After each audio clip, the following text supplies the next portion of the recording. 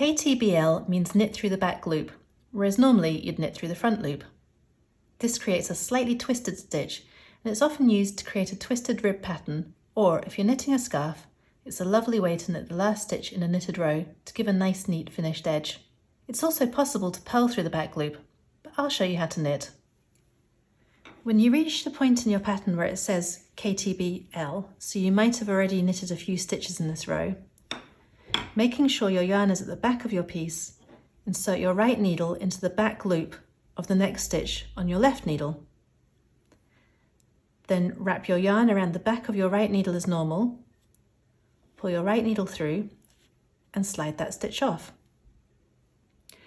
I'll show you that again. Insert your right needle into the back loop of the next stitch.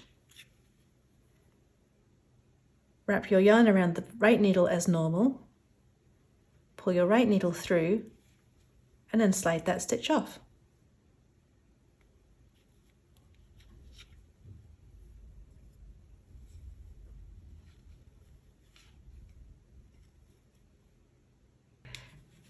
And that is ktbl, or knitting through the back loop.